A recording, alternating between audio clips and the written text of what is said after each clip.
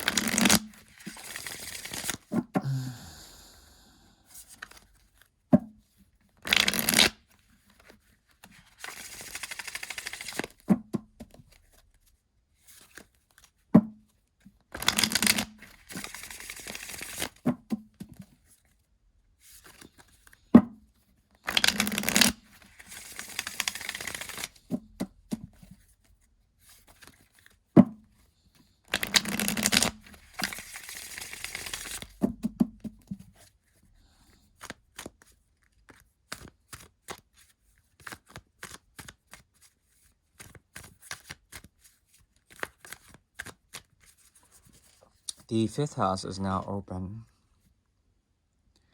We call upon the energy of the sun to send light onto this information, considering the full moon and its opposition should elicit a gateway from the 4th to the 5th house. Oh my goodness.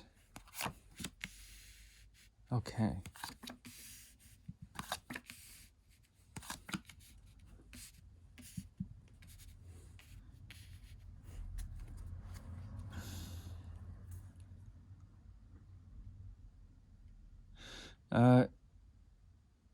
There's a chance you are dealing with someone who has become quite dogmatic, perhaps fanatical in the games in which they play. There's something about them that is quite powerful.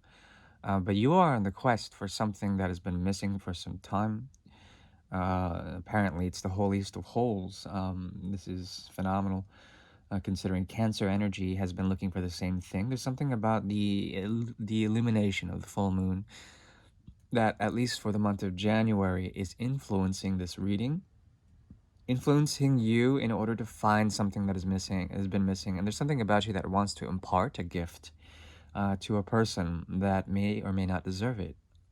This person is something of a father figure, and it doesn't matter their sex or their age. What matters is that they have a lesson to give you in terms of the stability of power that you may be searching for in the external realm, in terms of the heavens' influence in this connection. There's something that feels like very cosmically blue, okay? Something that has to do with a deep sadness or a missing of something that you can't put your finger on. The Portuguese call it saudade, that which is missing, that you don't know what is missing, in which you feel a great sadness, okay? That feeling. I think you want this control that this person has over you to end. The influence that they have over you to end. There's a strong Arian as well as Capricornian, Saturnian, Martian domain over you that I think does not situate you well. Therefore, you're calling upon your highest resources to somewhat draw the situation and to either withdraw in some sort of way from it. But really, you're looking for a Uranian shift or the energy of the sun or some sort of plutonic energy through the energy of Aquarius or Scorpio to deconstruct the situation in some sort of way, to implode it. And from this emerges love, okay? Strong indication of love here, but also a type of empowerment that is a bit too hard to handle. And it's something that is difficult, that you are learning through the energy of the sun, okay? That which elicits your own self constituency, what constitutes you, through the energy of the sun, through the energy of Leo in the fifth house.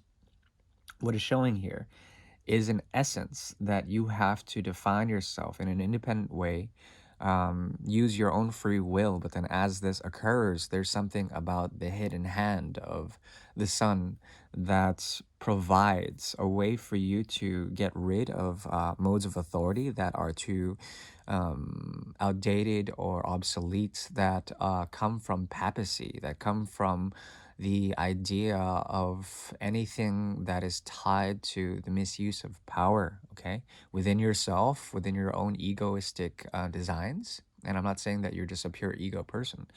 I do say, what I do say is that the person that you are dealing with possibly has an influence in the very design in which you have created some form of self identification, okay? Therefore, the lovers fall out. As we see here, the lovers card shows up within the mirror.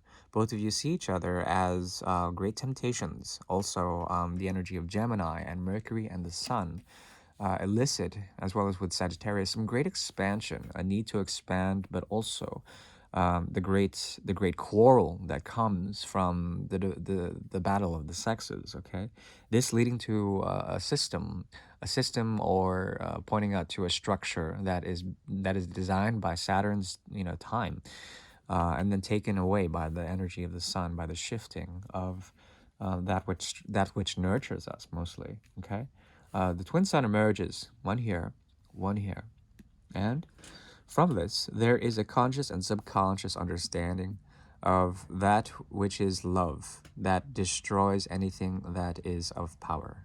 Okay? So, therefore, there is something about love becoming extremely powerful, more powerful than gravity, more powerful than anything that you've seen before. And it is a motivating force that alters the face of any sort of coupling that goes on within the realism of anything. Okay, the coupling that you have here with this person, if you guys have reached that element of coupling, has lost its stability in some sort of way. This person wants to embrace a type of defeat, and because of such, or at least they want to assert in a way that which is missing, that which has not been working in terms of things that have been sown, have been set in the ground, and they've been trying to define a type of legacy or an empire in some sort of way. Also, they represent someone who has lost the idea of stability, the idea of what can be taken. Okay, what is it? What is resulting out of this is maturity. Really, this is a maturity reading that stems from the energy of the fifth house, children, as well as children becoming lovers. This sort of like lovely, Six of Cups thing that is missing from the equation. But a lot of fire exists from this, a lot of combustion from the star, as well as the gravity of the star, that which constantly explodes yet pulls itself in within the explosion of its own, sort of weight of its own gravity. There's an element of gravitas here that is very strongly suggesting that you are going through a form of understanding through the lessening of power, either the power that this person has over you, or the power that they lack, and the power that you have grown in terms of your idealization of the connection through the other, the union that wanted to occur here that could not, and therefore the sun has taken away the connection's power in some sort of way. Perhaps this is what you want. It's very difficult to say, because having this in a want position, in an intuitive subconscious sort of realm, usually indicates an element of self-destruction, but it's done so through the graces of Mars and Pluto. And Pluto is a planet that you wouldn't consider to have grace, but it does, in fact, and it is the dance of Shiva That is the energy of Pluto, that which becomes destroyed in order to create again, to find the proper foundation. Okay. What I'm seeing here is a subtractive element that this person is actually trying to initiate some form of balance. They also expect something from you greatly. It's as if you have found some sort of secret energetic reserve or energetic container, the Holy Grail, and they're looking for you to give that to them in some sort of way. Especially with Eve here, the Holy Grail, according to Dan Brown, uh, the Holy Grail, the cup of Christ. Okay. Um, And it's very interesting considering that reversals can shift here. Um, Perhaps you don't want to be the one that's passive. Perhaps you want to be more active in this connection. Perhaps also there's something about the hidden resources that might be, or the hidden modes of commitment, or the hidden promises that have never been totally resolved or stated that need to be in order for the grounds to work accordingly within the connection. If this is a work reading, there are hidden resources that are not being given. Also, a feeling that this company or this project is on its way out, and there's already been a lot of time that has not been good. And this person may be a boss or someone who runs the organization that you may be tied to in a fiscal way, in a financial way. At the same time, there's something about you that is learned through experience, and you're using the intuition on a very deep soul level to let the cycle of rods end on this. I think the desire is more or less becoming saturated, the love also, but there still is this connection or this need to learn from each other. Okay, two major arcana. We have the lovers as well as the tower, making it very difficult because the twin sun emerges, and the twin sun is all about the secondary nature, okay, of things, how things can be imitated in one way or in another, or how there could be a link between parallel realities or parallel dimensions in which suns may exist on two different planes. Okay, also the twin sun is the timeless sort of stretching of a sun that is light and a sun that is dark. Okay, the dark star and the light star, that is also a twin sun. What I'm seeing here are two light stars. So there's a sort of motivation to move from the lovers into the 16 card, which is the tower. Okay, this move essentially is something that you want to bring about. It helps you to situate yourself in an externalized way, to objectify certain things, and to define the very structure.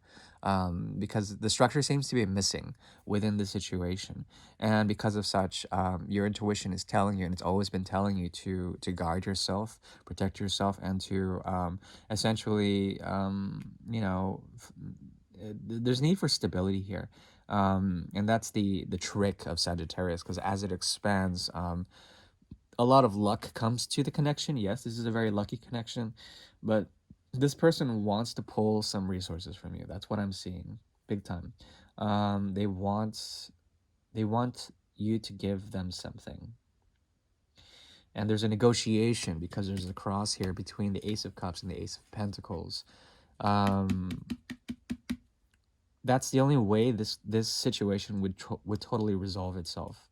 I don't think there's too much angst with it. I think there is a natural attraction between you two, but the very nature of like a commitment, something vowed, is missing here, and perhaps that is the great riddle. Okay.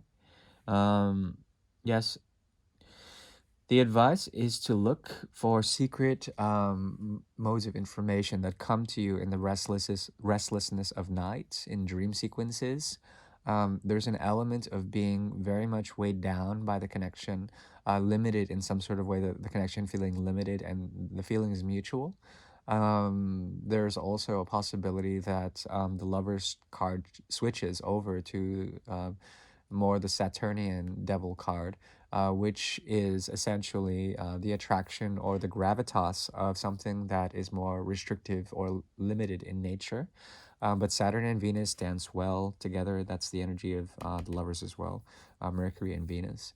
So there's this mutable sort of energy here that has to do with rewards of the connection that come through the very pulling in the very fundamental praxis of certain things that have to do with limitation of growth. Okay, so there's a lot that this has to do with power, I think, mostly power, mutual empowerment, trying to find that, and then the ego getting in the way, or power games coming into the way, and expectations becoming too great in some sort of way. I think there's a beautiful lesson here, and that is that of humility and being humble, being humbled in some sort of way.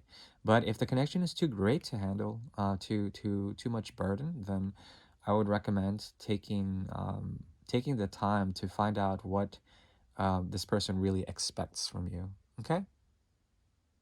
Thank you, my dear Leo. Please take care now, and I'll see you soon. Bye bye.